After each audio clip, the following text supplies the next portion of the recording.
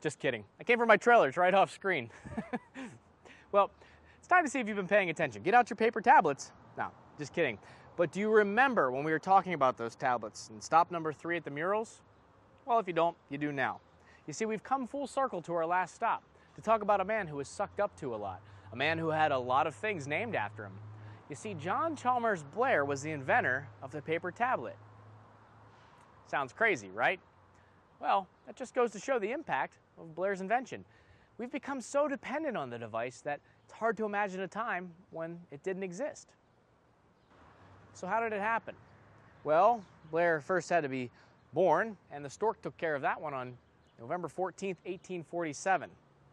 And about 30 years later, Blair was sitting around one day, stroking his fine mustache and pondering paper. He was doing so with his friend, David Emmert, who was an art professor at Juniata College. David wasn't pondering anything. He was fashioning paper together with a piece of wire. Well, Blair had confided in him about his secret desires to bind paper together. How did they succeed? With the help of his wife, Katie. Mrs. Blair had cooked up some homemade glue, and I know you're going to come after me with an angry mob when I say this, but the idea stuck. Tablets didn't sell very well at first, and Blair put a cover on them with some fancy colors, and sales took off all over the world. There's even a story of when Blair was vacationing in Switzerland one time. He had asked the front desk staff for a piece of paper. Well, the maitre d' slid him one of his own tablets. Tablets that were made in this building behind me. The Blair Building was built in 1885. It was the tallest building in the day. It was the tallest building between Pittsburgh and Philadelphia. So tall that they would put colored flags on the roof to alert the local residents of the weather that day. I wonder what white would have meant. Well, the warehouse was modeled after the Marshall Field warehouse in Chicago, which that warehouse was modeled after the warehouse in the final scene of RoboCop 2.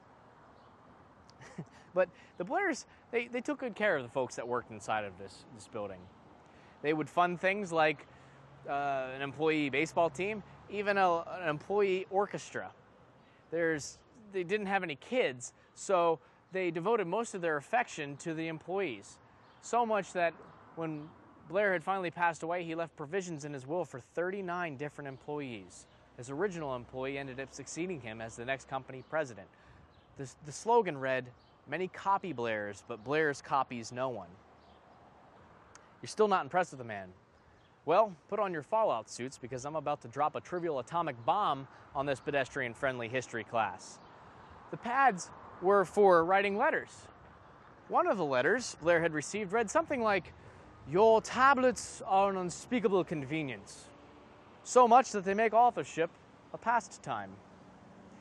I give you this terrible British accent to throw you off. The writer wasn't British. No, he was American.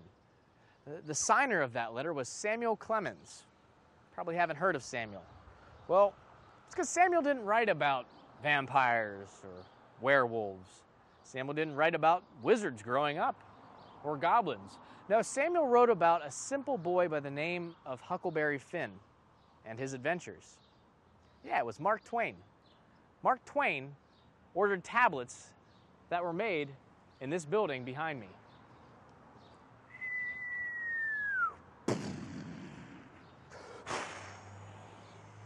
That's a shockwave, no? No?